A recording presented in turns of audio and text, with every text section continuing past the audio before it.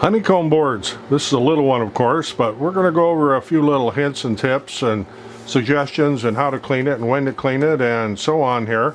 I've had a lot of questions. What do you clean your honeycomb boards with, and how often do you clean them? Well, starters, how often do I need to clean them? Well, if the back of your work is starting to get black smudges like that on the back, even though you're using a honeycomb board, and it'll end up on your project too, it's time to clean your honeycomb board. And of course, you also need to make sure that your honeycomb board is spaced up at least 1/8 of an inch above the back plate, that protective plate you lay down, to be able to let the smoke out.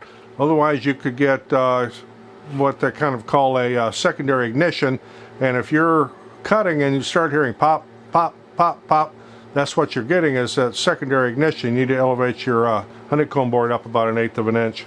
And it's easy to do if you're using 1/8 inch plywood. Just cut some corners off and elevate it if it didn't already come with some bumpers on it. So I'm going to use this one here.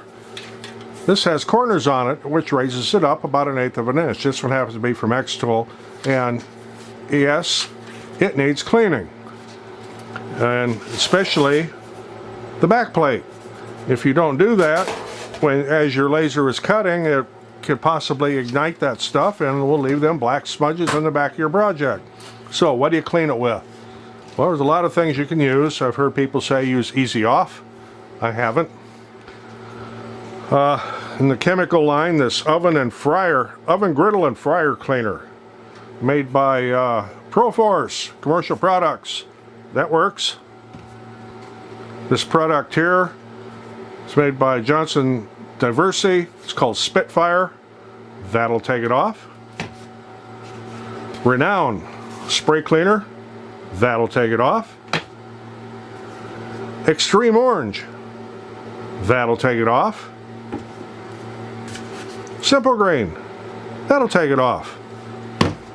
All of these are chemicals, including the Simple Green, even though that is somewhat environmental friendly.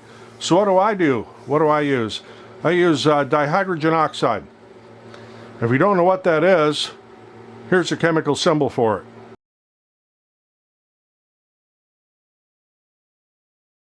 it. Okay, yes, it's water, and I use it with a pressure washer, and I don't use any kind of chemical soap or anything else. And I'll do a demonstration here. It just takes it right off. The biggest thing to do is lay your parts out in the driveway or whatever, which is what I'm going to do, and get them wet. Let them sit for a little bit.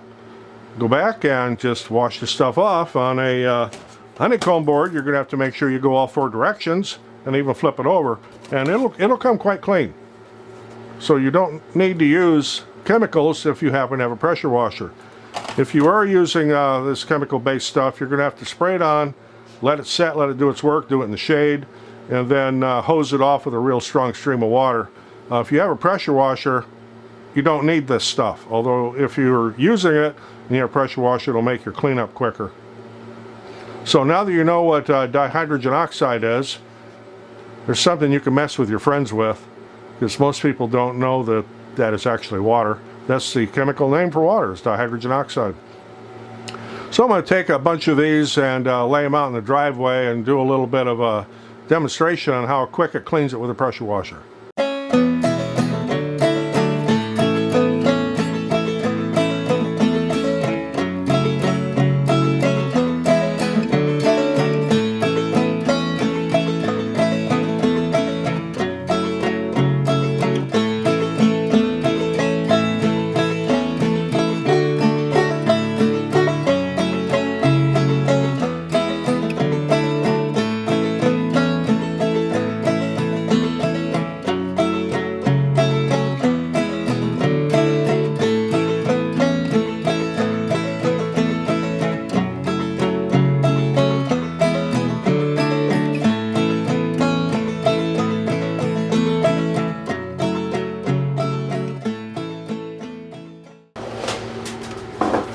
So, as you can see, dihydrogen oxide does a really good job, and it's much cheaper than any of these chemicals over here.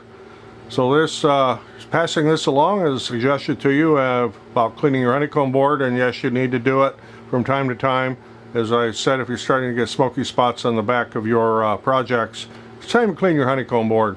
And also, after you get done cutting a project, if there's little pieces that fall down into the honeycomb board, don't just leave them there and put another project on top, because when the laser passes over that, it will catch that on fire and you'll end up with black spots in the back of your next project. So always make sure you clean out them little particles and stuff out of there.